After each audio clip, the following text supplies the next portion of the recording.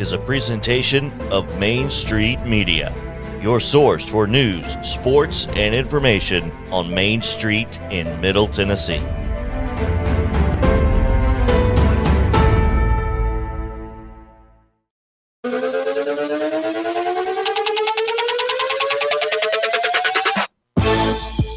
What's going on? Welcome into a Wednesday edition of Main Street Sports Today, presented by Mid-Tennessee Bone & Joint. I'm Chris Yao, joined as always by Mo Patton, Justin Kulik on the controls. Justin, the show killer, what's up?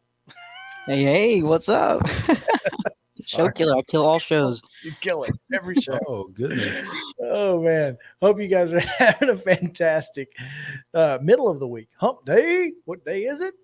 Hump day. That's right. That's what we like to hear. And we're on the backside of it. We are rolling downhill now on this week 10 of high school football season. And, man, can't believe the season's almost over. It's unfortunate. It really is. It just flies by. Yeah. It's okay. Well, depends on who you ask. I guess that's true. Oh, man. But, Mo, how's it going? What's going on? So, all right. Looking forward to this show. We've got Heather Williams of WCYB-TV out of Bristol, as we do every Wednesday, talk a little NASCAR, and there's a little NASCAR to talk. Yeah. So, and then we've got Drew Hill of the Daily Memphian as the Grizzlies get ready to open their regular season at FedEx Arena against the New York Knickerbockers. Not the Knox, as someone was typing into the runner show earlier. It is what it is. Yeah, so should be fun. It will be good because Drew Hill is, he's there. Mm-hmm. He's in it all the time. We ground zero. We could talk to a lot of folks about the Grizzlies, but he's going to have a little bit of extra knowledge because he is there on a daily basis covering that team. So looking forward to the NBA season. I don't do a whole lot of NBA, but since last year, I kind of got into it a little bit more. And well, sure. It's like we were saying yesterday when we were talking to Landon Sechrest. I think Ja Morant kind of makes the Grizzlies in particular must-see TV. And so with that, it creates a little bit more interest in this area for the Grizzlies and for the NBA as a result, I think. So. We're also going to get into some SEC football talk, also some SEC basketball talk as the media met down in Birmingham this weekend. With a lot less fanfare than football. That's unfortunate because it's in the middle of football season. So Yeah. you can't just, But they don't do it any favors either, I don't think. I mean, I'm not sure how they could change it, but I don't think they help it. It's just a weird situation for basketball. Yeah. Which for a conference as good as it is in basketball, you would think it would have a little more fanfare, but yeah, again, it's the middle of football season. It's the middle of football season, and in the SEC, it's either football season, recruiting, spring practice, or football preseason. And that's it at all times. Yeah. And there are very few schools, maybe Kentucky, and I know definitely Kentucky, but maybe be careful. Maybe Florida. I don't know how many schools have a basketball beat writer and a football beat writer. I don't know that Florida does. I think Florida did probably when they were really rolling. But I don't, besides Kentucky, I don't know that anybody really does have a dedicated basketball beat writer for their. So you got a choice. You can go to the football press conferences or you can go to basketball media day in Birmingham. Yeah. It just seems to me like and it's a pretty obvious choice. Especially now when, again, media days don't necessarily mean what they did because, you're not, again, when back in the mid-90s and before, you were loading up for preseason stuff. Nowadays, you kind of have access to where you don't have to gather interviews and that kind of thing to do your preseason stuff. With the internet and that kind of thing, you have enough content and access to do that kind of thing. So media day is kind of something that you cover in and of itself, but it's not for long-term stuff. Right. So nobody's going to necessarily dip out of football coverage to go cover basketball media day when you can get Rick Barnes or John Calipari or whoever it is that you need pretty much anytime on campus. Yeah. But that's okay. Look, there's still some interesting stuff coming out of it because they did the preseason conference predictions. They did the preseason all conference teams, that kind of thing. You know, I may mention last night on my Facebook, Vanderbilt women are picked to finish 14th. And I mean, well, Vanderbilt used to be really, really good, guys. I mean, it's maybe not in a lot of folks' lifetimes, but Vanderbilt used to be really, really good. I remember it. I was there. Interesting names on that SEC men's basketball preseason all SEC team, particularly at the guard spot on the second team. We'll get to it in the next in segment 4 today. So plenty to get to. Again, it's Wild and Wacky Wednesday. So the weirdest and wildest news from across the world coming your way. That's always from across the world and from Florida. And Florida. That's right. From which basically is its own world. So you know, yeah, it does have 2 governments, Disney World and state. So there's that. But yeah, a lot to get to. Let's get into yesterday and today's results because we have several results from volleyball in the state tournament. So we'll get to those results and today's schedule on the rundown. This is the rundown. In state volleyball tournament action from Tuesday, some of these are probably repeats from yesterday if you were listening to us. But Battleground Academy defeated Middle Tennessee Christian 3-0. It was Creekwood with a 3-0 win over Lexington. Eagleville defeated Chattanooga School of Arts and Sciences 3-0. Baylor downed Ensworth 3-2. Good Pasture with a 3-0 win over Boyd Buchanan. Knoxville Catholic defeated Ensworth 3-0. Hillsborough with a 3-2 win over Lebanon. Loretto downed Sale Creek 3-0. Middle Tennessee Christian defeated Boyd Buchanan 3-0. East Hamilton with a 3-0 win over Murfreesboro Central. Summertown with a 3-0. Did I say 3-0? It was 3-2 East Hamilton over Murfreesboro Central. Yeah. Excuse me. Summertown with a 3-0 win over Gibson County, and Brentwood 3, West Ridge 0. In girls soccer action yesterday, Gallatin shut out Cane Ridge 9-0. It was Clarksville 5, Clarksville Northwest 4. But boy, if you followed Brady McAtamney on Twitter last night, it was a doozy. I think Clarksville got up 4-0. Then Northwest tied at 4-4, and then Clarksville scored the game winner late. So it was fun. Cheatham County 2, Huntland 1. They'll take on Cullioca, who was a 4-1 winner over East Hickman. It's Grace Franklin 2-0 over Concord. Harding Academy 2-0 over Nashville Christian. Merrill Hyde 10-0 over Watertown, while Siegel edged Mount Juliet 2-1. Page shut out Fairview 8-0, while Rossview down Henry County 7-1. It was Smith County 7-3 winners over Independence Academy. St. George's 1-0 over Franklin Road Academy. Station Camp 7-0 over Overton. Stewart's Creek a 6-3 win over Wilson Central, while Murfreesboro Central Magnet was a 5-0 winner over Sycamore. Valor Collegiate 1-0 over Liberty Creek, and Hume Fog 2-0 over White House. In state tournament volleyball action today, volleyball state tournament action today, Cleveland with a 3-0 win over Hillsborough. Collierville defeated Brentwood 3-1. Battleground Academy defeated Good Pasture 3-1. Loretto with a 3-1 win over South Green. Good Pasture defeats Middle Tennessee Christian 3-1. Creekwood with a 3-2 victory over Signal Mountain, and Summertown downs Eagleville 3-1. Major League Baseball action from yesterday, right? Yes. Okay. It was the Yankees winning the American League Division Series finally with a 5-1 win over the Cleveland Guardians. And in the National League Championship Series, Game 1, the Philadelphia Phillies blanked the San Diego Daddies 2-0. NHL action last night at Bridgestone Arena. The Preds fall to the LA Kings 4-3 in a shootout. Quick update from Class AAA volleyball. Collierville downs Brentwood 3-1, sending Brentwood to the losers bracket. Did we not already have that? It just happened, didn't it? Well, it was. I just Was read it it. in there? So it was okay. It literally like it just happened. So I don't know. I guess it was anyway. All right. Well, volleyball action today at 2:30. Lebanon taking on Houston, and Greenville against Murfreesboro Central Magnet. Both of those at 2:30. 6 o'clock tonight. Nolan Swan Independence in the Region 6 AAA finals. Yes. Both those teams will play in sectionals later this week. The winner of this game will be a host for those. Okay.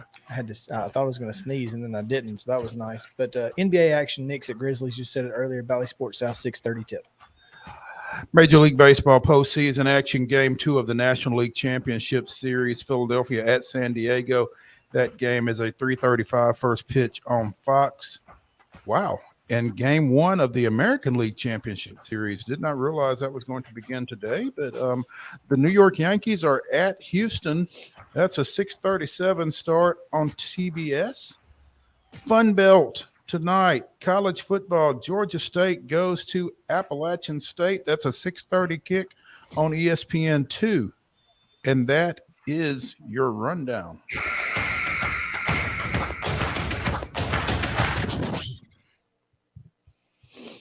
Man, You all right? I still feel like I'm gonna sneeze, but that's neither here nor there. Fall allergies? I guess you know how it goes. We don't really have a big top story today, but I did want to mention this because I thought it was pretty funny.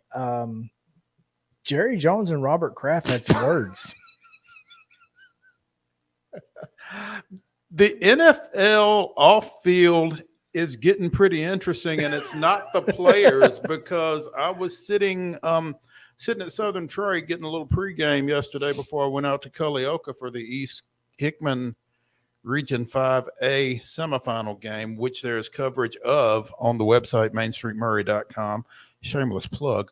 But Colts owner Robert Irsay mentioned that there is merit to removing Daniel Snyder as owner of the Washington Commanders, which kind of struck me as a little pot kettle. But nevertheless, he said it.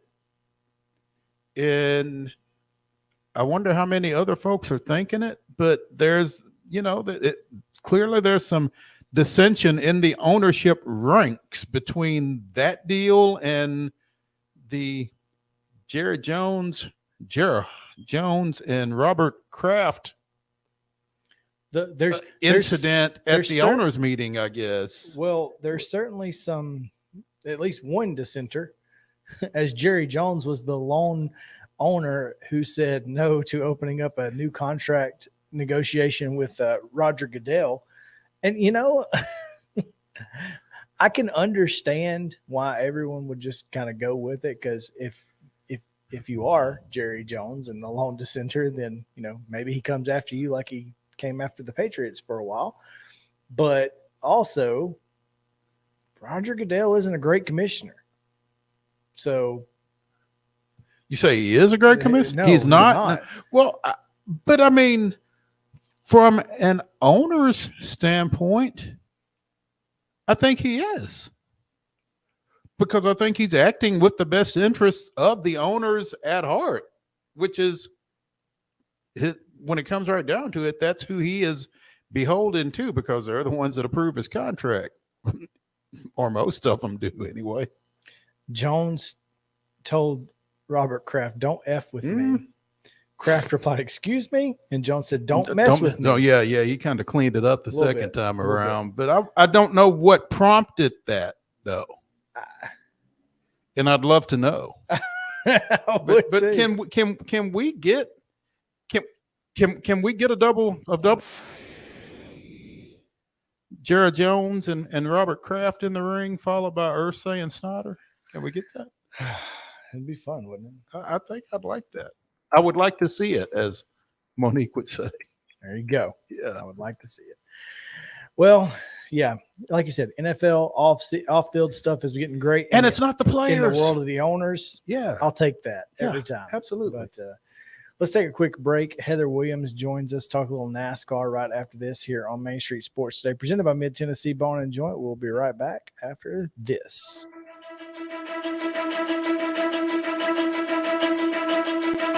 Mid-Tennessee Bone and Joint treats your orthopedic injuries and existing conditions. Our trained physicians will get you back in the game faster.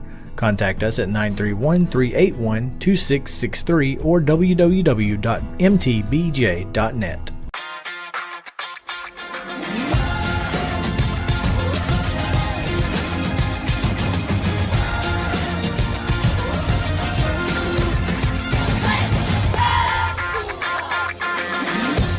Hey folks, while we take a quick break from the show, I want to tell you about our friends over at Custom Stone Handlers in downtown Columbia. Ed Rich and his team at Custom Stone Handlers believe in leadership. And outside of the military, our greatest leader building platform is sports. Custom Stone Handlers proudly encourages young people to get in the game. You can contact them today at 931-490-4990 or visit CustomStonehandlers.com. Jones & Lang Sporting Goods here in Columbia has been outfitting teams, officials, and anybody else from T-ball to college for 50 plus years. Be sure and check them out at 931-388-8060 or online at jonesandlang.com. Jones & Lang Sporting Goods, the look of a winner. Zion Christian Academy, ZionEagles.org or 931-388-5731. You can schedule your appointment. Go tour their campus. It is beautiful over there, and you're definitely going to want to see it. Again, it's ZionEagles.org. Give them a call, 931-388-5731, and schedule your tour today. Are you an enthusiastic sports fan? Want to have fun and get in on the action? Heck yes, that'd be awesome. Have great attention to detail? Want to stay active? Definitely. Want to give back to the student athletes in your community? Obviously, yes. Then you'd make an excellent high school sports official. We need more officials in Tennessee. Because with no high school officials, there are no high school sports. Sign up today at highschoolofficials.com. Mid-Tennessee Bone and Joint has been the official sports medicine provider for Murray County Schools for more than 40 years. We specialize in orthopedic injuries, and our Ortho Quick walk-in service lets you bypass the ER. Visit us online at www.mtbj.net.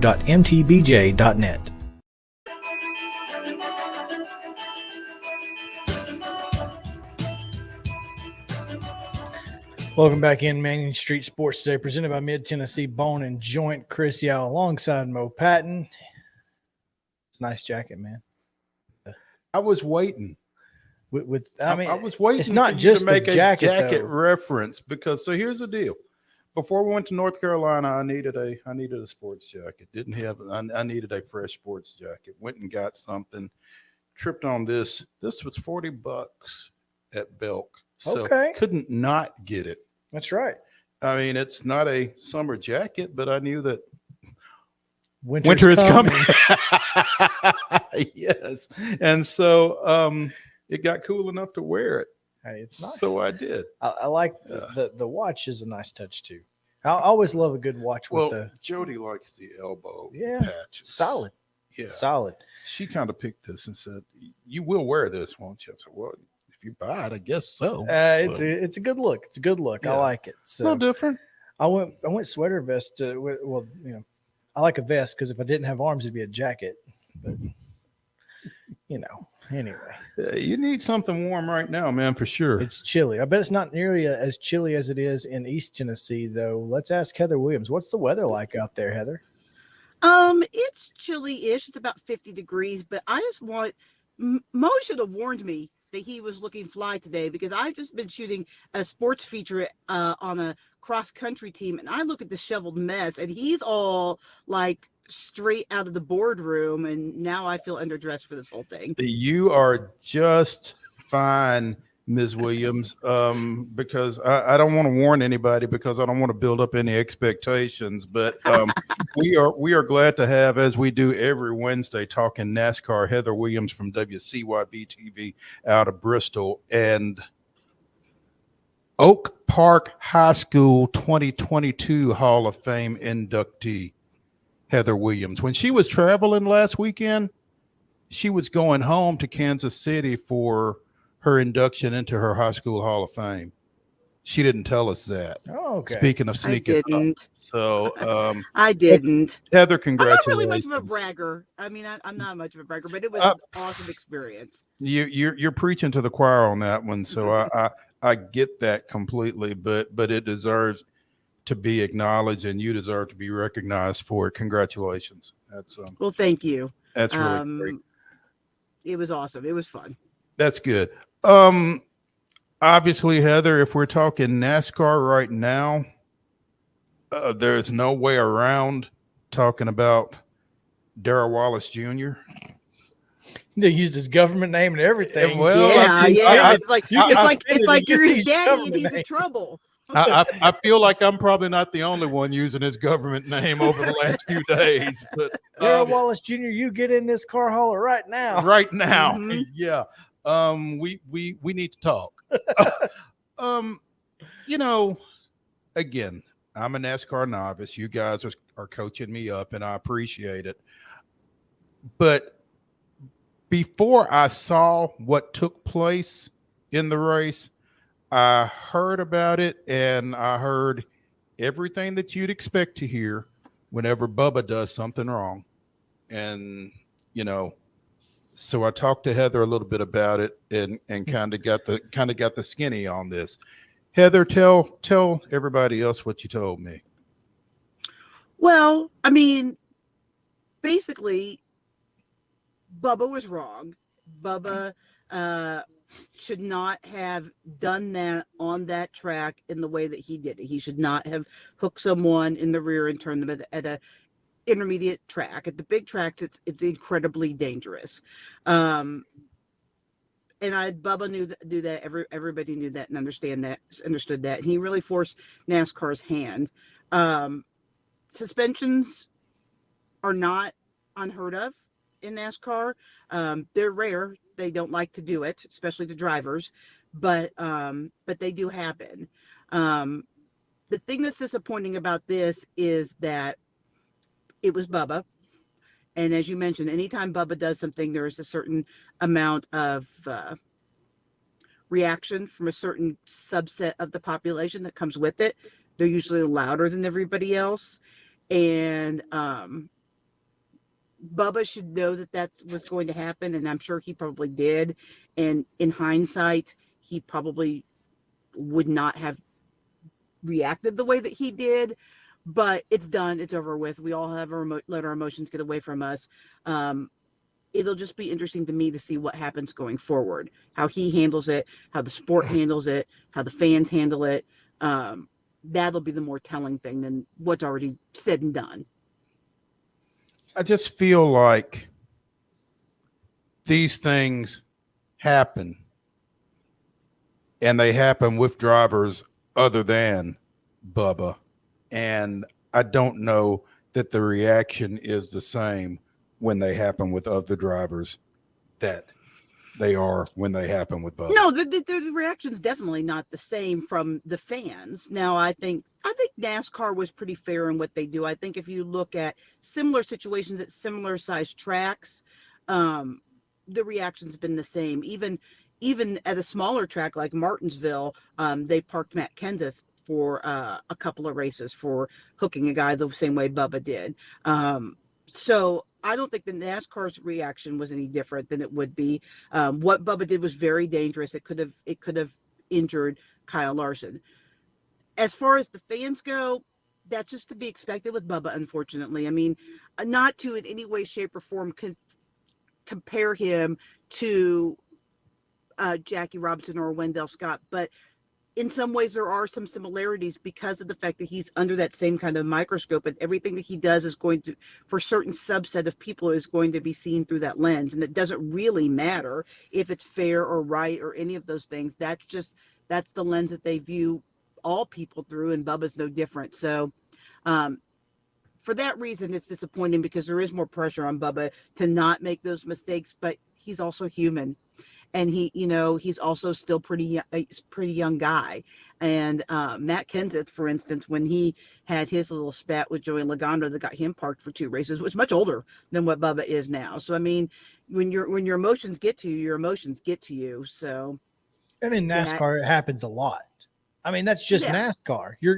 When you're physically, with a car, a vehicle of that size, it's a dangerous weapon. And when you're, bumping and hitting each other and racing hard, things are going to happen. You're going to get frustrated with yourself, with your opponent. You're going to get frustrated. And this is not unprecedented. I mean, people have absolutely turned folks in the past, and they've gotten out of the car and pushed and shoved. And I thought Kyle did a good job walking away, but I also think it was more self-preservation than keeping his cool. Yeah, Bubba's quite a bit bigger than Kyle. Kyle wants no part of that fight. No. Well, and that was part of a certain faction's disgruntlement, I guess, with the situation. Pick on somebody your own size. Well, nobody his own size ran him into the wall. Yeah. I mean, the thing is that Bubba and Kyle are friends. So that whole incident didn't have anything to do with NASCAR's decision to punish Bubba. And it probably will be something that those two will be able to work out on their own. Steve O'Donnell, executive vice president for NASCAR, was on Sirius Satellite Radio yesterday. And, he pretty much said that where Bubba did that, the fact that it was at a mile-and-a-half track, high-speed track, played as much into the penalty as did the fact that he hooked him. And their history shows that, right? Bubba got hooked by Michael McDowell at Bristol at All-Star Open 2 years ago, and there was absolutely no punishment for him. He wasn't parked. He wasn't anything. So because hooking someone at Bristol is not as dangerous. You're going 80 miles an hour in the turns as opposed to 120 miles an hour in the turns as you would be at Vegas. So just a lot of factors went into this. And when you look at similar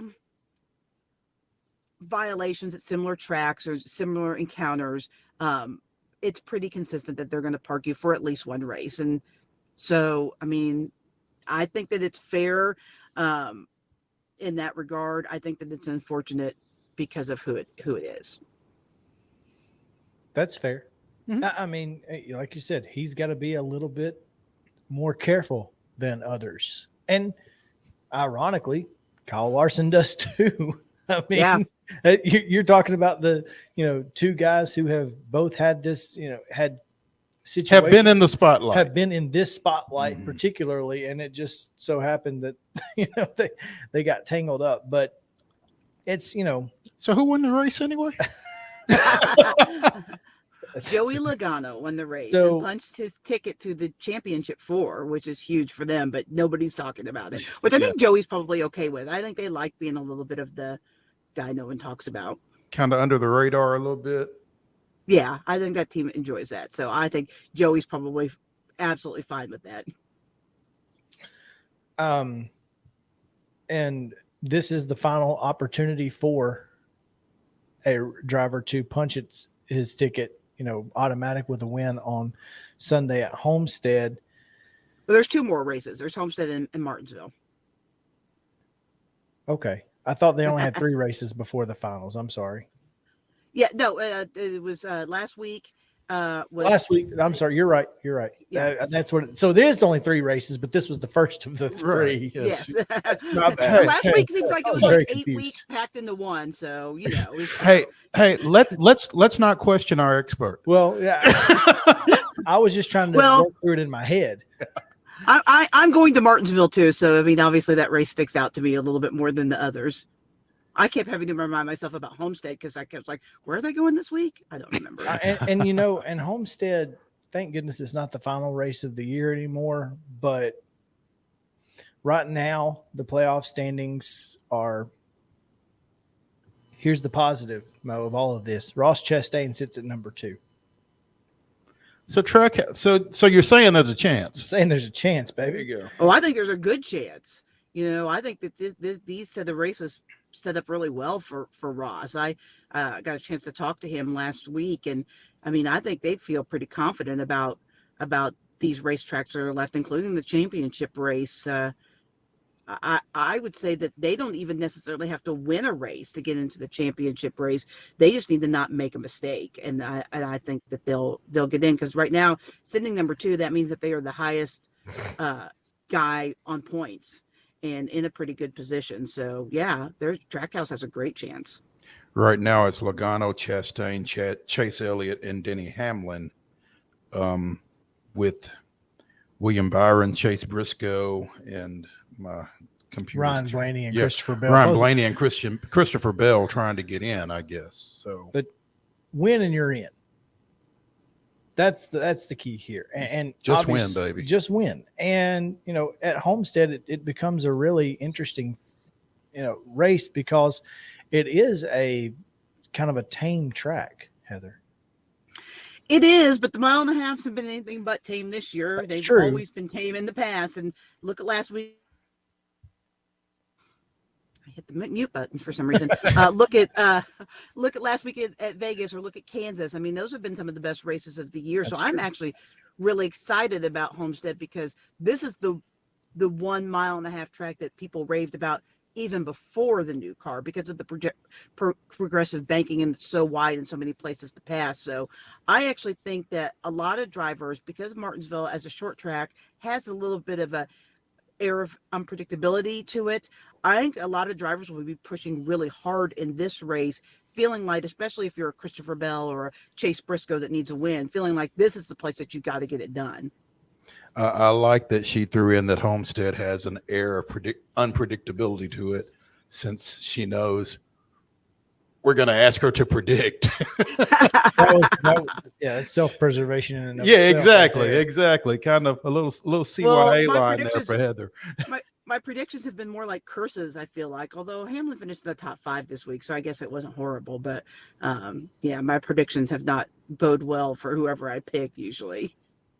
That being the case, who you got? Well, this is the last track that we haven't been to on the schedule, so there's nothing to compare it to other than the other 1.5 miles. At the 1.5 mile intermediate tracks, Toyotas have been king up until last week when Joey Logano got his win. Last year, this race was won in the old car, not in the playoffs, by William Byron.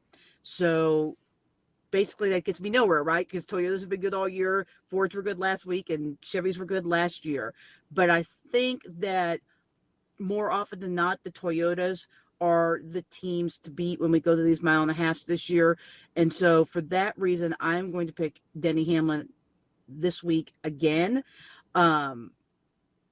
Although there's an outside chance it could be Christopher Bell, but I'm going to go with Hamlin, because that team's just been running more consistently than Bell over the course of the season, especially on the 1.5 miles. There you have it. Denny Hamlin, old Sticks. Number 11 in the FedEx Toyota. Should be a fun race. Like you said, a lot of places to pass. It should be interesting in this new car, and he'll be the lone 23-11 running, right?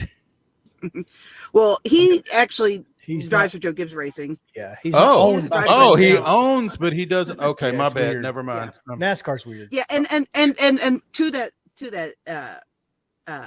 same topic, John Hunter Nemechek is going to drive the 45 this week in place of Bubba. The 45 will still be in the race. It'll just be a different driver. John Hunter is the official backup driver for Toyota. He drives normally in the Truck Series, and the trucks are there in Homestead this weekend. So that was an easy call. So John Hunter will be pulling double duty this weekend then, huh? Correct. He'll drive his Truck Series, which he's still in contention for a Truck Series championship, and then he'll turn around on Sunday and drive in the cup race as well. Now, will Bubba be back for Martinsville? Yes, Bubba should be back for Martinsville and for the final race at Phoenix. Yeah, it's just a 1 race suspension, so he will be back in the car, and it'll be interesting. It's funny because I heard somebody on the radio yesterday say it'll be interesting to see how the fans react. Well, Bubba gets booed everywhere, kind of like Kyle Busch. So I don't know that the fans will react any different. Maybe just each side, the cheers and the boos a little bit stronger to prove their point. trying to find where Haley Deegan finished in. I believe she finished 11th last week in the Xfinity Series. 13th. 13th. Okay. And that's a pretty good finish in her first I thought it was foray into Xfinity. Well done. Yeah, I thought it was top 15. I knew it was the top 15 for sure. Well, the thing is, and I talked about this, sometimes different styles of cars just fit people better. She just may not be as comfortable in a truck as she is in an Xfinity Series car. The Xfinity Series team that she was running for is a pretty good team. So, those factors go into it as well. And she just may be better suited for the Xfinity Series. I hope that she'll get a few more chances to do it. Me too. All right, Heather Williams, WCYB-TV. Looking forward to seeing your post on your cross country feature. Yeah, it's going to run tomorrow. So just real quickly, this team in Milligan, they are number 1 in NAIA in men's and women's cross country at the moment. So. Oh, wow. And defending national champions in both men's and women's. Oh, okay. Defending national champions in both, number 1 in both. That's what are they running from up there? Bears. Yeah, bears and foxes and all sorts of things in the mountains here. It's a gorgeous campus. I hadn't been on campus since 2020, and it's beautiful. I had forgotten how pretty it is up here. It's nestled kind of in the side of the mountain. Where is Milligan? Remind me. It's technically Milligan is the town, but it's basically right outside of Elizabethton and in between Elizabethton and Johnson City. Okay. All right. So it's relatively close for you then. Yeah, about 40 minutes from Bristol. Okay. Sorry you missed your soccer match last night. Oh, yeah. Well, that's what happened. That's what happens when it's over at halftime. Science Hill just they were ready to go. They were, really, we don't really need to be here. Let's just go home. Oh, wow. So they just ended it at halftime, 9-0. I anchored the sports at 6:30. Got off the set. It's about a 40-minute drive to Science Hill from our station. Get out of the car and people are streaming out of the stadium. And I'm like, what time did this game start? They're like 6:30. I was like, what? They're like, oh, it was over at halftime. I was like, oh. Okay.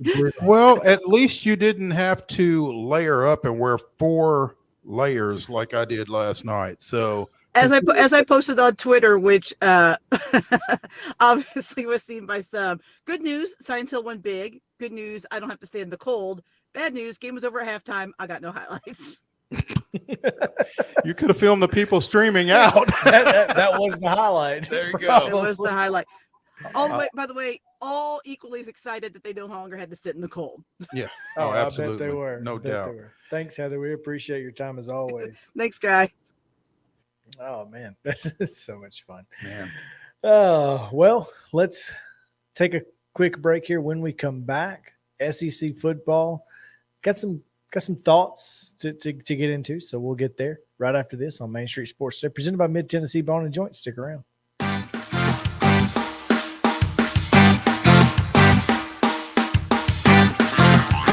This is Chris Yao with Main Street Sports Today. Every show, Mo Patton and I welcome friends from all across the sports landscape, from high school coaches and reporters to national, college, and pro sports personalities. You never know who might stop by for a chat. AP Tennessee Sports Editor, 3-time Tennessee Sports Writer of the Year 2020 TSWA Hall of Famer. She covers the Titans, the Predators, the Grizzlies, college football, and hoops. Please make welcome Teresa Walker. Former University of Tennessee, former Team USA Olympian, ex-Cy Young Award winner, R.A. Dickey. R.A., did I miss anything? Man, that was sweet.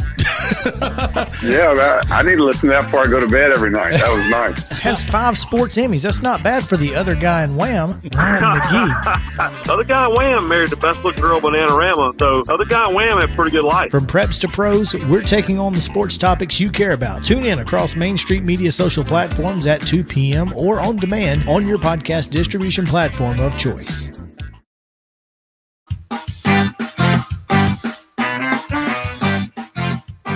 Welcome back in Main Street Sports Today, presented by Mid-Tennessee Bone and Joint. Oh, it is a wild and wacky Wednesday. Looking forward to the weirdest and wildest news from across the world coming up later. But I got a couple things I want to get to here in this segment.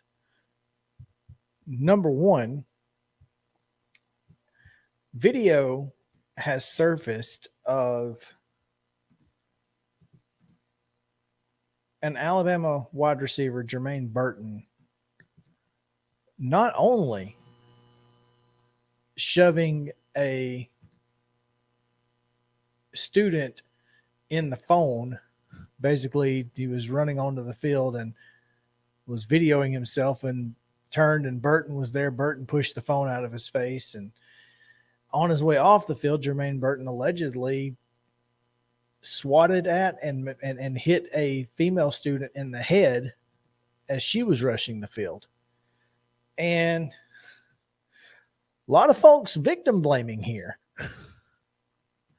Shouldn't have been on the field. That's why there's fines for that. Blah, blah, blah, blah, blah. Well, keep your hands to yourself, as the Georgia Satellites would say. Don't give me no lines.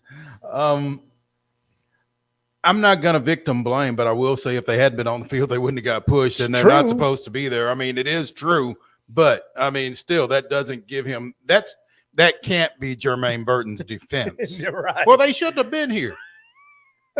Exactly. That can't be his defense. I mean, it's accurate.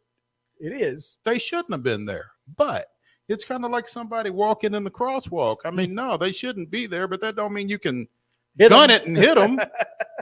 You know, so this is one of those things where everybody's wrong. Yeah, I mean, look,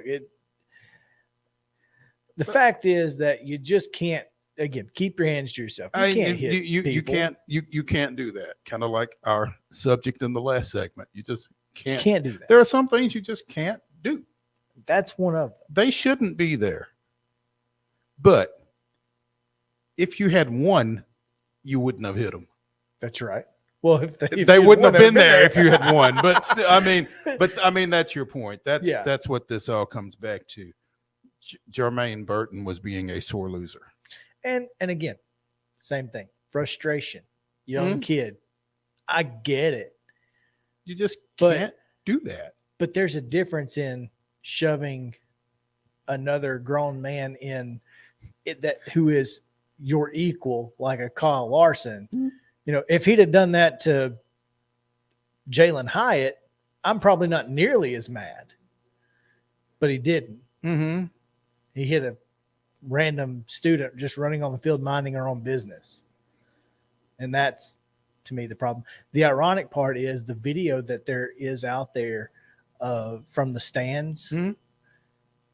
If you look down on the field, there's a guy in a dark sports coat and a crimson hat, and it's Jim Dunaway, who was filming those kids rushing Friend of the field. show, Jim Dunaway.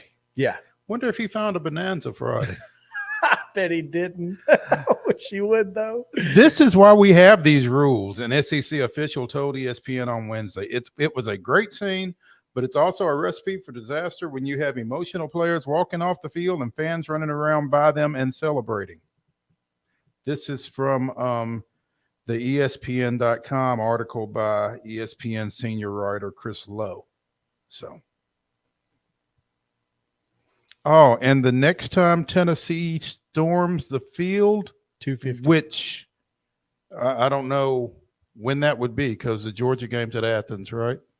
And I don't know that there's anybody else that they really feel the need at this point to storm the field. But the next time it's $250,000. Okay, but the first time they did it was 16 years ago. And as I asked at what on point Twitter, does the statute of limitations run out? Off? Apparently never. It never. That's ridiculous. I mean, seriously, I was a sophomore in college the last time they did it. Are you kidding me? And I wonder if it's separate for football, basketball, because I know no, that's when it happened. It was a Florida 2006 basketball game. Oh, wow. Okay. Not separate. Well, my thought, or what made me think about that, is I think Vanderbilt rushed the floor when they beat number 1 Florida at Memorial a few years back. And, you know, if there's a football program that's liable to rush the field at some point, it's Vanderbilt. Yeah, but no one would notice. Be nice. Come on now. We got some Vanderbilt listeners. Okay, but one of our former co-workers is a Vanderbilt fan. But they also know that the number of Vanderbilt fans, if they rushed the field, it would probably not incur a safety violation. And that's not that. Look, that's not a knock on Vanderbilt. It's more a knock on Vanderbilt fans for not supporting their team. Go support your team. But that's neither here nor there. You're right. I mean, if they did it, it'd be $100,000 fine, no matter how long ago the last infraction was. That's ridiculous. Yeah. Come on, SEC. 10 years. Let's roll it off. At least 15. Heck. Come on, man. That's it. It's definitely a come on, man moment right there. Oh. Anyway, Jermaine Burton, just listen to some Georgia satellites. You'll be all right next time. Jermaine Burton probably couldn't tell you who the Georgia. Well, I don't know though, because he transferred to Alabama from Georgia. He might have some familiarity. You never know. Two things before we get to this: Marshall and Stanford. And I know this is your favorite stat of the year. Marshall and Stanford are 2-0 against Notre Dame, and against all other FBS opponents are 0-7 on the year. Is this a version of the Husker Hex? I guess it kind of is. Well, and I mean, again, we as we do every Tuesday, we had Chip Walters on yesterday. MTSU hasn't won since they beat Miami. Don't upset folks. Beat the people you're supposed to beat. Appalachian State, the exception to the rule. Yeah. Because winning. Georgia Southern, they beat Nebraska, right? Mm-hmm. And have they won since? I don't know if I think they have, but they're up until last week they were over. Mm-hmm. So yeah, I mean, got to be careful with those upsets. Be careful what you wish for is the best way to put that. Yeah. The Husker Hex. That's funny. Purdue beat Nebraska, right? Purdue did beat Nebraska, but they only beat them by 6, and I wonder if that matters. Who do they have next? Whoever it is, they're going to lose. Bet on the other team. That's the real Wisconsin at Wisconsin. At Wisconsin, after they're coming off of a beatdown of their own, shoot. Better watch out. I'm telling you, man. It's intriguing. Yeah. Nebraska, by the way, just 3-4 on the year, 2-2 in conference play, by the way. They've beaten Indiana and Rutgers since Rutgers lost. Yes, they beat Rutgers. I know. I thought Rutgers was the best team ever. That's what I was told. Had the best coach ever. Best coach in all of the world. Yeah. Yes, that's right. Georgia Southern beat James Madison last week. That's right. But it doesn't count because it's an upset. Because they were ranked 25th. So there you go. James Madison fell out of the AP top 25 after that loss. But Tulane moved in.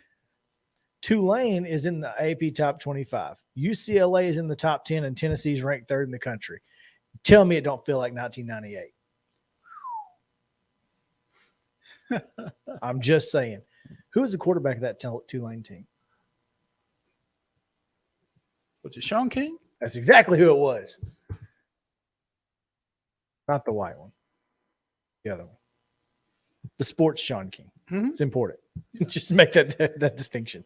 Went on and played for Tampa Bay, right? He played for Tampa Bay, yes. I think he played briefly for the Saints at some point, like at the end of his He tried. And look, Tampa Bay didn't do him any favors. No. They had a real good receiver too, and I can't think of his name. Mark something, I think. Goodness. He never really stuck in the NFL, but they were nice. Yeah.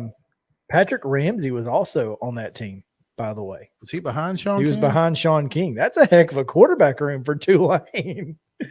PJ Franklin was a wide receiver on that team. Who went on to play a little bit in the NFL. And Jawan Dawson played a little bit in the NFL as well. I don't see anybody else that made, but PJ Franklin was the guy. He had over 1,000 yards receiving, 1,200 to be exact. And Okay. those were the good old days, man. Good times, great oldies. Anyway, the question that I have is this. There can't be a 4-team SEC playoff, right? Captain Chaos at it again. I don't think there can. But there could be 4 one-loss SEC teams, and then what? Oh, if there's 4 one-loss SEC teams, you're more likely to only get 1 than to get 4. Okay, you're probably not wrong there. Yeah. I mean, because if Tennessee were to beat Georgia, right, and then lose to Alabama in the SEC championship game, both of those guys got to get in. But then, how are you going to keep Georgia out? How do you keep Georgia out, the defending national champion, with only 1 loss? And who's your other? Ole Miss, losing only to Alabama, the SEC champion. Who do you not take in that scenario? That's a great question. Who doesn't go? And again, I feel like you're more likely to only get the SEC champion in that scenario than you are to get all 4. I think Alabama, if Alabama was to beat Tennessee in the SEC championship game, you take both of them. Because Tennessee will have beaten everybody, as long as it's close enough. Mm-hmm. They will have beaten everybody on their schedule, mm-hmm. including Alabama. Right. Alabama would have also beaten everybody on their schedule. It'd be hard. Now, here's the kicker. Tennessee beats Kentucky next week. All right. After that, it's Georgia and then trash can juice the rest of the way. Missouri, Vanderbilt, something else. I don't know. South Carolina. That's the other one. Pretty well feel like you can win those 3 games. Should win those 3 games. So if you beat Kentucky, Georgia, if you beat Kentucky, mm-hmm. do you lose to Georgia on purpose? So that you don't have to play Alabama again? You don't have to go to the SEC championship game. You feel like you have a better chance of getting to the playoffs by losing to Georgia? So long as Georgia wins the SEC championship. Now, if so you think if Georgia goes to the SEC championship and beats Alabama, then it's Georgia and Tennessee absolutely to the playoff? Absolutely.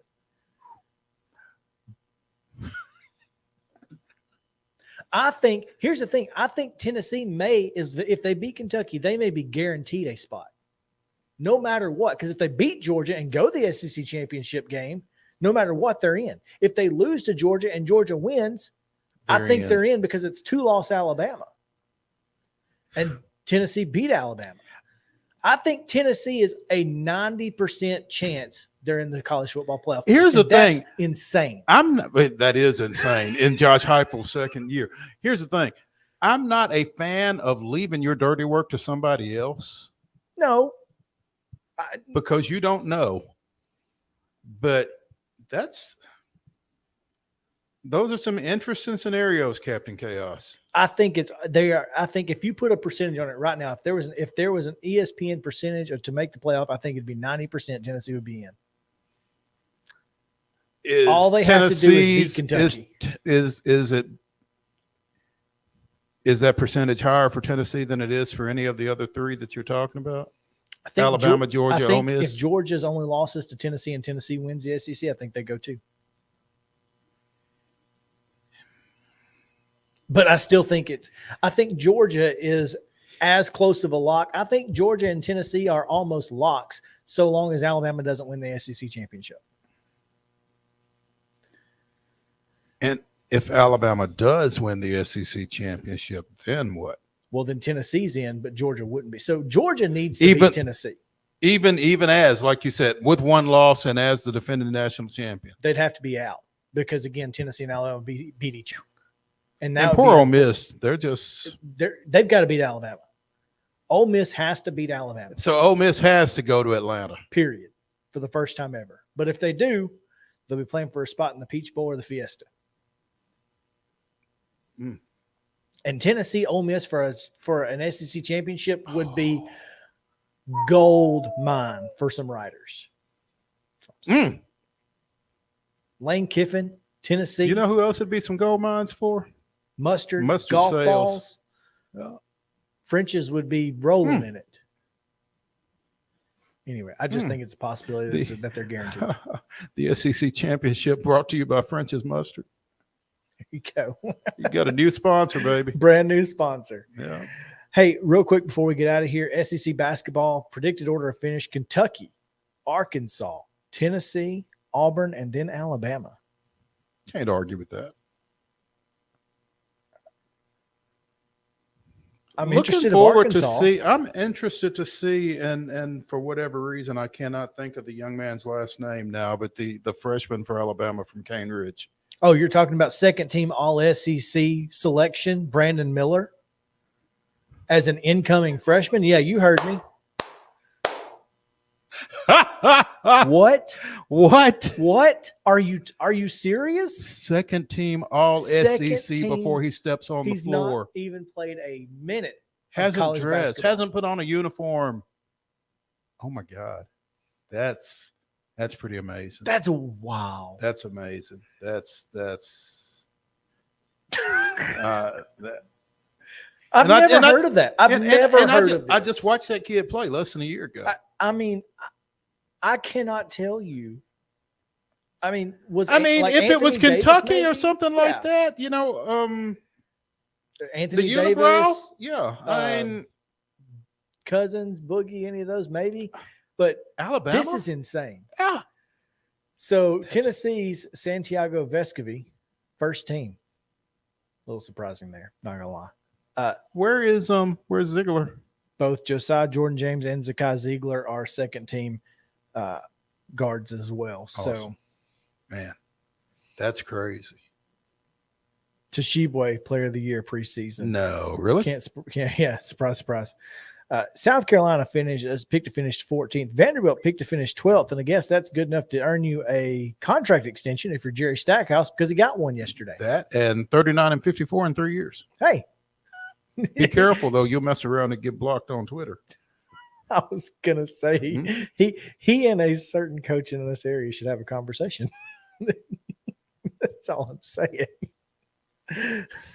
Anyway, oh man, well there you have that. What you got on the women's side? On the women's side, I didn't see an email from Pinkerton on the women, so I don't know that is it today that they're out? Yesterday. Let's see. I think the women are today, maybe so.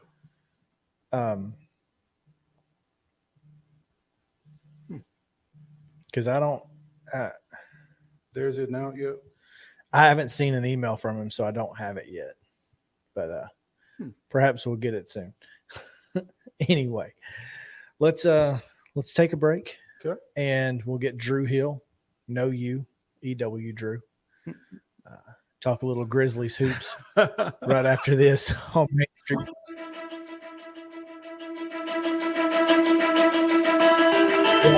This is attorney Bart Durham, and this is me. I'm Aaliyah. Keeping in good physical condition is really important to me.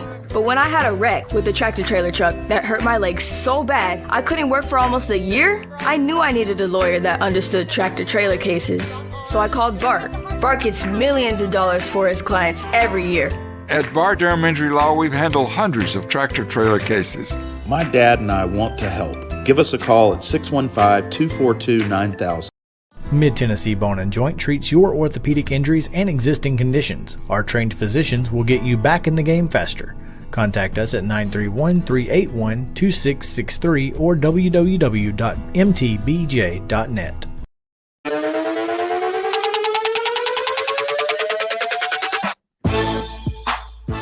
Welcome in to Main Street Sports Today, presented by Mid-Tennessee Bone and Joint. Getting ready to be joined by Drew Hill of the Daily Memphian here momentarily. He's set to join us, and I'll text him here in just a second. Make sure. Okay. Well, he does have the link, though. He does have the link. Yeah, we had that conversation just ahead of time. Okay. But, yeah, we'll talk a little bit about the Grizzlies. But, man, what a crazy week it has been in college football, college basketball. Apparently, with incoming freshmen being named the SEC second team, that's a little insane. You're telling me that there are not 10 players in the Southeastern Conference who have already played that are better than Brandon Miller?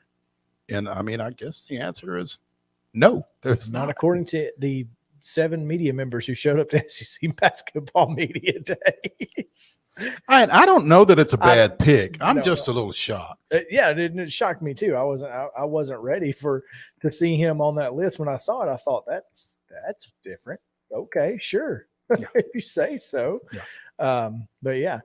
Anyway, we're going to talk a little Grizzlies hoops here, and man, what a season last year. Can they duplicate it? We'll find out. But to do so, we're going to talk to Drew Hill. Drew, what's going on, buddy?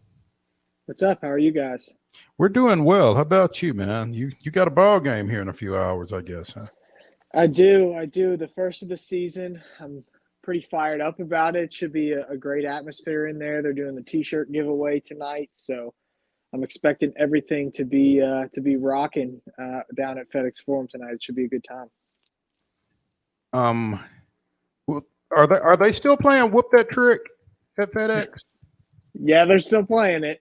There are some people, I guess, that don't necessarily agree with them playing that, but it's just part of the experience there now at this point. I don't think they're going to change that, even if some people don't necessarily think that that's something that they should be playing. Yeah, I mean, it's just part of the whole grit and grind.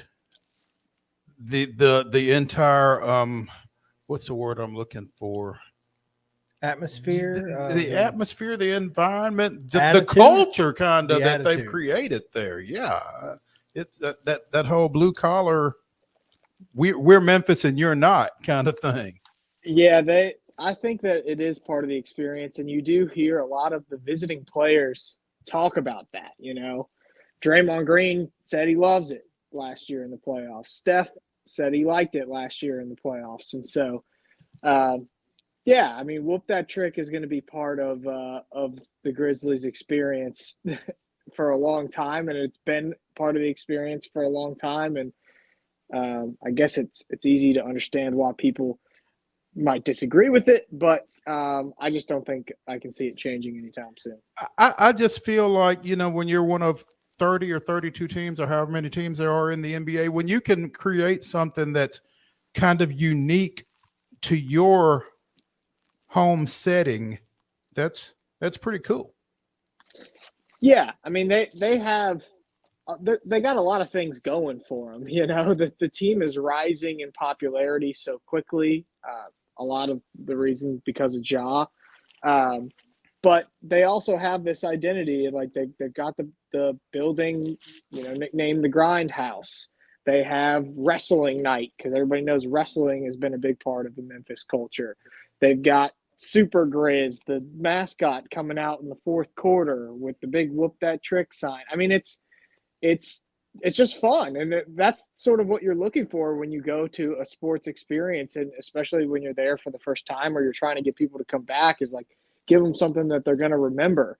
And I think everybody remembers Whoop That Trick when the place is rocking in the fourth quarter and the Grizzlies are winning or the Grizzlies are going to win, and they start playing that song and everybody goes crazy. You leave the building thinking, wow, that was a really fun moment and pretty awesome. And that's sort of what it's part of the home court advantage for the Grizzlies as well. So, yeah, I'm sure a lot of Grizzlies fans are hoping to hear that tonight. We'll see what happens. And as you mentioned, I'm sure they're hoping to see Ja do something special. I mean, he's as I said yesterday when we were talking about it, he has kind of become must-see TV as far as the NBA goes, I guess. Yeah, that's a pretty safe bet. It feels like he does something special just about every night that he's out there. I'm expecting him to have an amazing season this year. Everything that the Grizzlies have said in the offseason is that he's been really working on being able to stay healthy, which I think is a big point of emphasis from the organization side as well, because they need him to be out on the court 75 times a season. He hasn't been able to do that the first few years that he's played.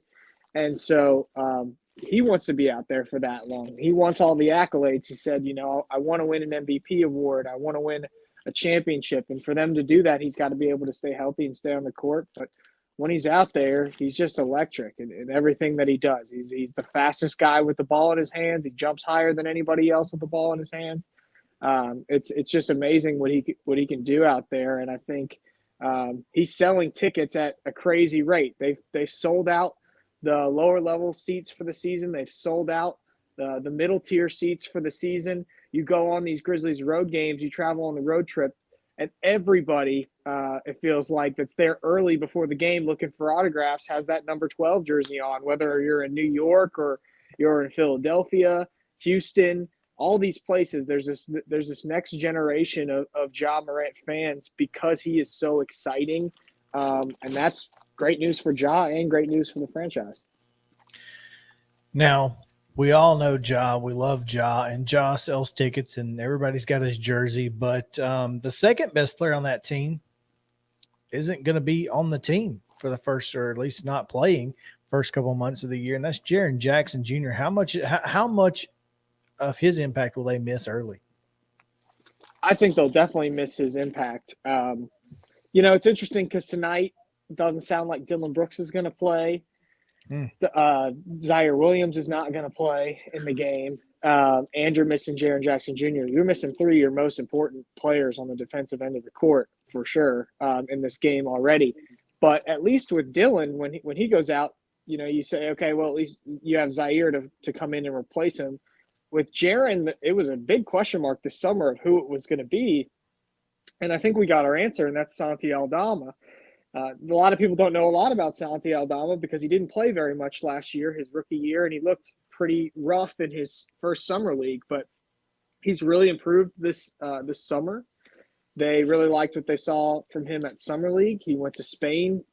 He had a Grizzlies assistant coach out there with him, helping him train. Zaire Williams went out there with him to train with him.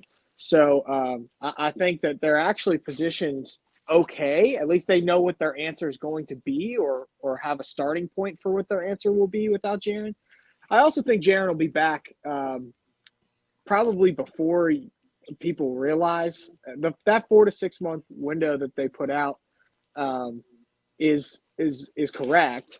But I think it's closer to the 4 months than the 6 months at this point. And the hope is that within the next 2 weeks or so, he can be on the court doing 5-on-5. And once he's back out there doing 5-on-5, it shouldn't be much longer after that. So if you're thinking, oh, maybe it's not until January that Jaren's back out there on the court, I think it's going to be a lot sooner than that, or a lot sooner than people maybe anticipated right off the jump.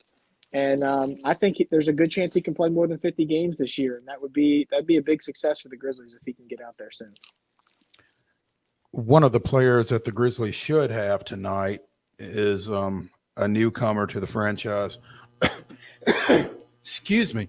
What do you expect, Drew, the impact of Steven Adams to be for this team this year? Steven Adams is great at doing the dirty work behind the scenes. We talk about how great Ja is. Ja is was that great last season because of Steven Adams. Steven Adams is the guy that sets the screens, clears the lane. When Ja drives, and he rarely misses, but when he does miss at the basket, Steven's there to clean it up. And so because of that role, even though he may not be the most flashy player on the team, even though he may not be the most impressive player in the box score at the end of the night, I think he has a huge impact on what they do offensively. Also, they're really going to need his rebounding. They moved on from Kyle Anderson this summer. They moved on from DeAnthony Melton on draft night. They traded him to Philadelphia. They are replacing those two guys who were terrific rebounders at their position for the Grizzlies last year with rookies. They have 5 rookies on the roster this year, which is a ton. They need Steven to pick up the rebounding even more than he already does, because they lost a big chunk of that this offseason. You know, when you talk about that number of rookies on a roster, that's, the success that the Grizzlies have had over the last few years. I mean, clearly they're counting on those guys. They feel like those are guys that can help them. But how do you bring 5 first-year players along and up to speed to, compete for an NBA Finals berth in that short a period of time? I'm not sure you do. It's going to be a really tough challenge for them. I think that if they had it their way, they'd be able to play this thing slow. And once everybody gets healthy in time for the playoffs, you may not see rookies in that 10-man rotation. We mentioned Santi Aldama. Maybe Santi Aldama, fills in for a guy like Kyle Anderson, who just departed. And then at the 2-guard spot, you have John Conchar, who's been with the team for 2 or 3 years. And so he's going to play a bigger role this year. So I guess the hope is maybe you don't have to rely on those rookies quite so much when you get to the playoffs. You still want to develop them. And the Grizzlies have played their rookies in past seasons. Right now, tonight, they will have to play their rookies because they have too many injuries right at the moment. I'm not sure those guys are ready to play in an NBA rotation.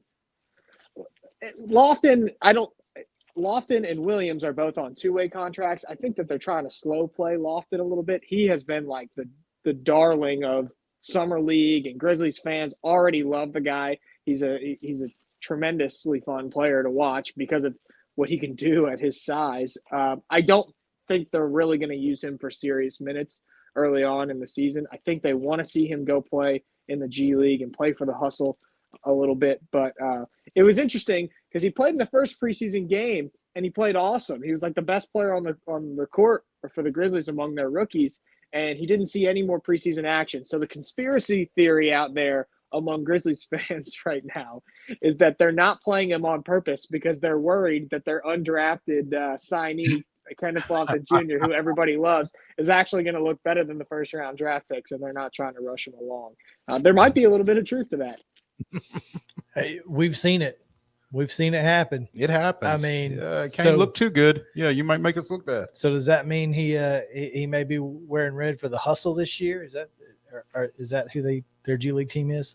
Yeah, down in South Haven, about 20 minutes from Memphis. The Toto Civic Center. So that's 2 mentions in 2 days, there Drew. You go. So yeah, I think he'll play a lot of games for them. He'll also probably see some action for the Grizzlies at some point this year. Injuries happen to everybody, so I know Grizzlies fans really hope to see him. I would certainly. I think it's interesting. He really is a fascinating looking guy, man. I mean, watching clips of him and that kind of thing from his time at La Tech, his game doesn't match his stature. No, it doesn't. Yeah. No, it doesn't. Interesting. Drew Hill of the Daily Memphian joining us here on Main Street Sports today, presented by Mid-Tennessee Bone and Joint. We should talk a little bit about the Knicks. What do you know about them as they come into FedEx Forum tonight? Sure, I think the Grizzlies have a challenge on their hands. I don't see the Knicks being better than just like an average team this year. Julius Randle, at one point a few seasons ago, was like an all-NBA player. He's kind of come back to the norm. Gravity's sort of pulled him down a little bit since then. RJ Barrett has gotten better in his career, and obviously RJ and Ja are tied together a little bit because there was a minor debate when Ja was being drafted, who you take with the number 2 pick, whether it was RJ or Ja. So I guess that storyline is moderately interesting. And then they add Jalen Brunson this summer, and he was terrific for the Dallas Mavericks. The Grizzlies had plenty of chances to watch him play because they play the Mavericks so often. And so I think that the Knicks are in for a mediocre year, and it may not be a good year to have a mediocre year because you have all these teams that are probably going to be trying to tank for Victor Wembanyama in the draft, and then you've got a lot of teams that are going to try to compete. It'll be interesting to see how that middle ground shakes out, and I see the Knicks as one of those teams that's probably going to fall in the middle ground of the Eastern Conference. Yeah, well, I'm just curious to see if they can take that next step. We asked Landon Seacrest yesterday, could the Grizzlies take the next step? We'll ask Drew today, do you feel like this team can take the next step, or is it or did they hit their ceiling last year for now?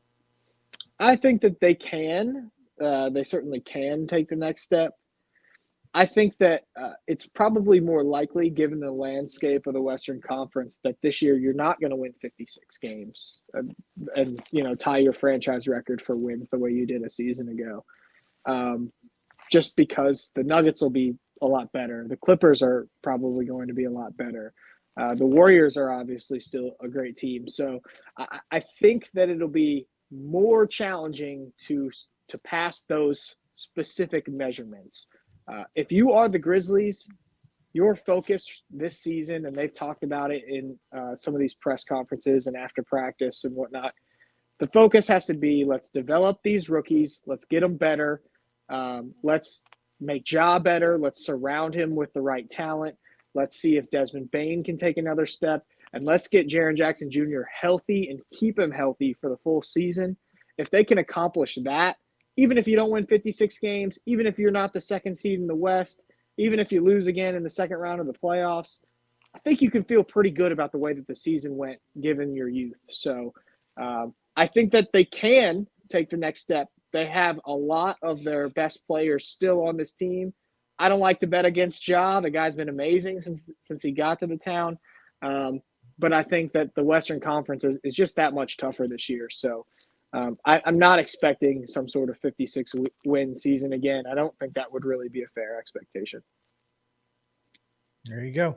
Drew Hill at Drew Hill _DM of the Daily Memphian joining us here on Main Street Sports Today, presented by Mid-Tennessee Bone and Joint. Drew, I know you got to get down to FedEx Forum, so we'll let you do that, but we appreciate you taking some time with us today, man. Yep. Thanks, guys. See you. Take care. All right. So there you go. The Western Conference is just going to be that much better, and that means no better time to expand the NBA than now. Get Memphis to the East. Yeah, Memphis or Minnesota. I'm not sure who comes. I think Atlanta, Miami, Memphis, New Orleans that'd be fun, division is fun, though. Yeah, it is. That'd be awesome. Yeah. So we'll see how that goes. It makes too much sense for the NBA, though. Its sensibility has never made sense in the world of sports in that regard specifically, and creating conferences and whatnot. Remember, the Atlanta Braves were in the NL West forever. Forever. Go figure. Well, let's take a quick break. When we come back, this will be a full break. Justin will give you the weirdest and wildest news from across the world. And Florida. And in Florida. That's right. On Main Street Sports Today. Stick around.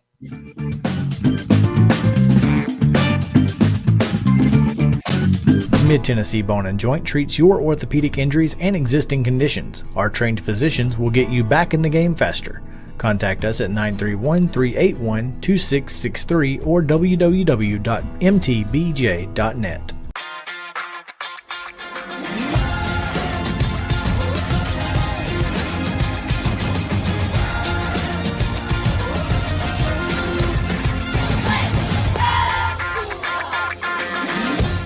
Hey folks, while we take a quick break from the show, I want to tell you about our friends over at Custom Stone Handlers in downtown Columbia. Ed Rich and his team at Custom Stone Handlers believe in leadership. And outside of the military, our greatest leader building platform is sports. Custom Stone Handlers proudly encourages young people to get in the game.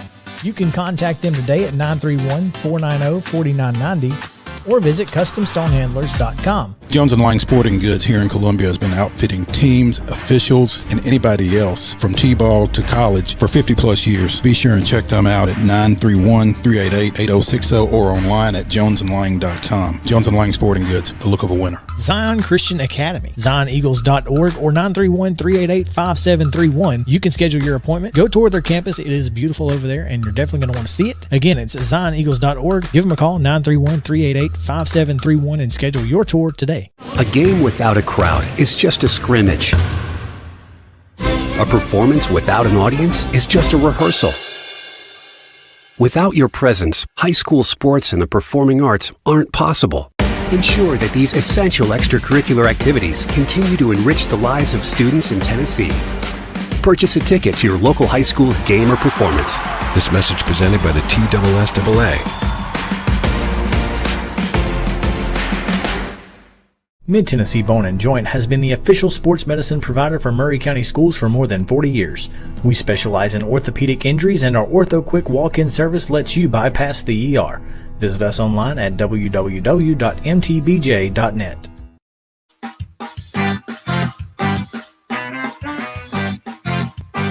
Welcome back into Main Street Sports today, presented by Mid-Tennessee Bone & Joint.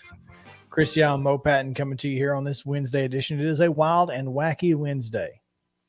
It's going to be a great end to the week, though, because we have tomorrow's show will be very high school centric, high school football mainly. There will be a little state tournament talk, I'm sure, and some TSSAA numbers discussions potentially. We will also have Matt Kreisky, coach of the 5th ranked in Class 6A Centennial Cougars, on Coach's Corner, presented by From the Heart Cafe.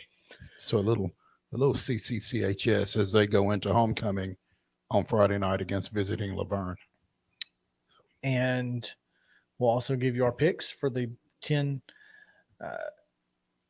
most intriguing games from across Middle Tennessee. MainStreetPreps.com. Pick them. And on Friday, we will give you our college football picks. Should be fun. We go against the spread as always. Or the spread goes against us. Yeah, I'm intrigued by what you consider fun because it's not been great. And I'll just tell you, let's see. Is this right? Is this past weekend? I'm not.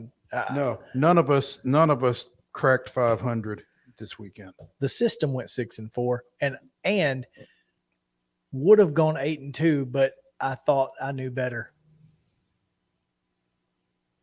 So the system went 8-2. The system went 8-2. Oh wow! You just didn't execute the system. I didn't execute the system. There you go. And even going 6-4, it advanced 170 spots and is now in the 99.9th percentile of Pick'em users on ESPN's college football. Yes, the system is like ranked in the top 175 picks in the country. We'll get him next time. Please don't tell JP that. JP, if you're listening, just ignore that. Oh.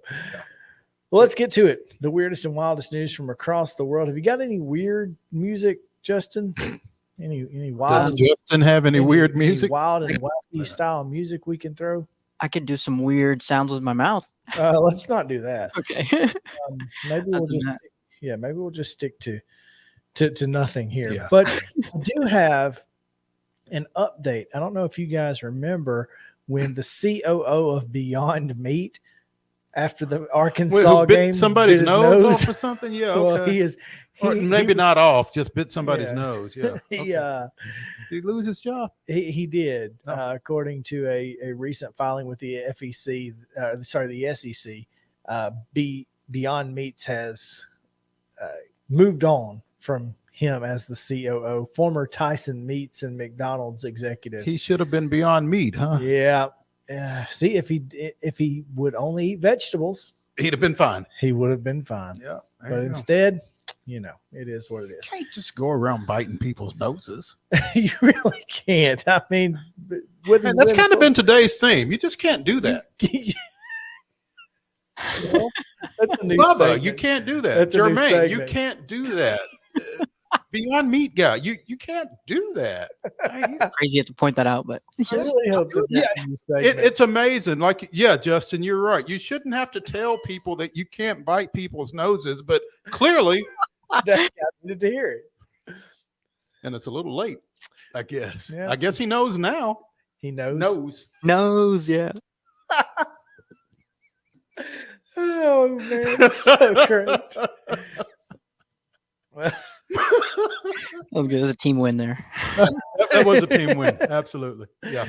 Mo, you pointed this out on Twitter. You had a conversation about it. There was no Samuel L. Jackson involved, but there was a snake on a plane. Oh, that's amazing. On a from flight Miami to Newark. From Florida to New Jersey, a garter snake was found on United Airlines flight 2038. A passenger told News 12 New Jersey that business class travelers started shrieking and pulling their feet up as the plane was taxiing after landing. So they went the whole flight. The snake was just fine. Yeah. Until they got ready to land. And then it's like, well, I'm going to create some stuff. Well, you got to think. I mean, you know, where had it been all along? As a passenger, you are prepared for the things that your body will experience as a plane is descending from 30,000 feet. I don't know what impact that has on a snake, but it probably isn't, nothing. Isn't great. Yeah. So the snake probably went, what the crap is going on? And went nuts. Next thing you know. How did it get on there How did it get on the plane? That is the question. Well, I don't know the answer, but luckily, no one nor the snake was harmed. The snake was later released into the wild. The wild of New Jersey. So. Well, and see, that's the thing is they're common in Florida, but not in New Jersey. Yeah. So it's like maybe we need to put it back on a plane and take it back to Florida. No. No, Snake's going to have to figure it out. Sorry, Snake. Sorry, bro. You got on the one-way flight, not me. No, we're not doing this again. Imagine if it hadn't, though, and like the next flight was to Chicago.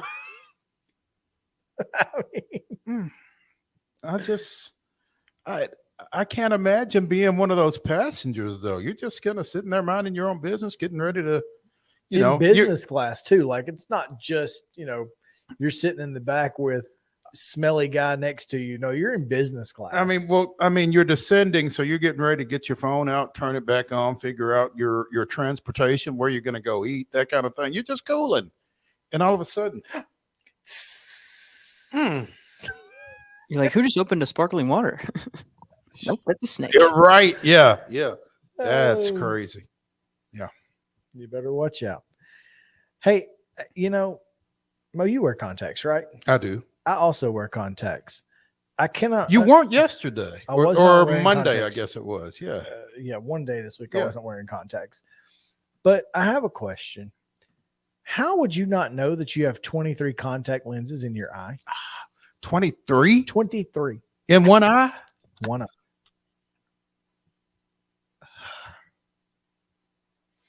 Doctor, I have to feel there's no way.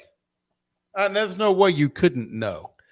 Dr. Katerina Kurtiva posted a clip on her Instagram of her teasing the lenses from underneath a woman's eyelid.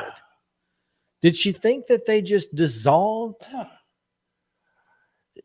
I mean, maybe she slept in them. Maybe she thought it fell out. 23 though? 23. This optometrist found 23 contact lenses on a person's eye.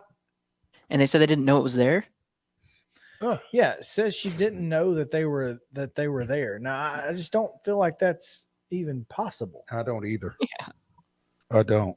So, I mean, 23 contact lenses that would stack up. They'd be pretty thick. If they were all where they're supposed to be, yeah. And I don't know how they could be there otherwise. It just doesn't make any. And they were on top of her like eyelid though, so like they're like poking out her eyelid. How do you just? I don't. That makes no sense to me. It doesn't make any sense. None.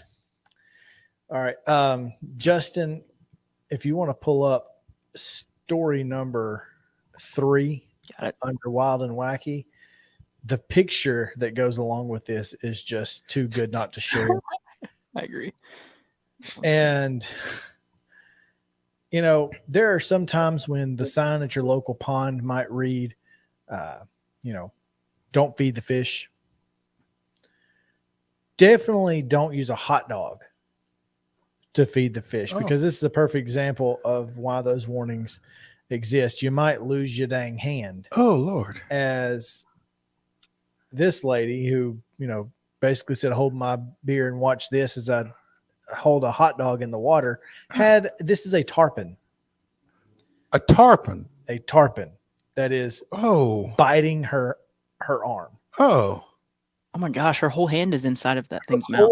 She is noodling a tarpon. She's a fool. She is, the average size tarpon ranges from 25 to 80 pounds, but big monsters can get up to 8 feet long and weigh between 200 and 300 pounds. Thankfully, they don't really have teeth. Do they not? Say kind of sandpaper-like teeth or whatever, kind of like how bass feel. But yeah, so there's a video at the bottom of this. But I mean, she's clearly not prepared for noodling. I mean, that wasn't her intention at all. No, not at all. Scroll down. They wear gloves and that kind of thing. All the way to the bottom. Keep going. All the way. Okay. Yeah, there's an Instagram video, and you just kind of got to watch it. Oh, good Lord. She just smacked water. Oh my. She's not in a boat. She's on a bridge. Bro, I'd be freaking out. She's staying calm. She's like, can I have the back things? She's like, she knew like what was happening. Oh. That's the one. And that's funny to her? Clearly it was. You go figure, man. Oh, my God. Play stupid games, win stupid prizes. I mean, at least she got her hand back, I guess. I guess if it hadn't been, she must have known it was a tarpon or something because she had to have seen it because, she was saying, hey, watch this. And when it came up, she knew. We know how that usually goes. Hey, in the y'all South. watch this. Yeah. Exactly. It's Classic. men like that with you laughing. Hold my beer. Luckily for her, it did. And so there you go. That is your wild and wacky news for the week. Some people are just crazy. Just crazy. Yeah. Not me, though. I try not to do stupid things. I don't mess with animals, man. Not like that. I mean, they're really unpredictable, and I like my limbs. So, and they travel business class. Yes, they do. Goodness gracious. Yes, they do. Mm. Well, that's going to do it for this edition of Main Street Sports Today, presented by Mid-Tennessee Bone and Joint. Thanks, you guys, for hanging out with us, and thanks to Drew Hill and Heather Williams for taking time with us today. Tomorrow, Matt Kreisky and Centennial High School will join us. Should be a lot of fun. Come back tomorrow, 2 o'clock, Friday, 2 o'clock as well. If you are not listening, if you're not watching this, or if you are watching this and you maybe aren't from Middle Tennessee and you don't care about Middle Tennessee high school sports, we'll see you on Friday. But if you do, we'll see you tomorrow. Back. Yeah. This has been Main Street Sports Today. I'm Chris Yao. He's Mo Patton. Justin Kulik on the controls. We will see you tomorrow.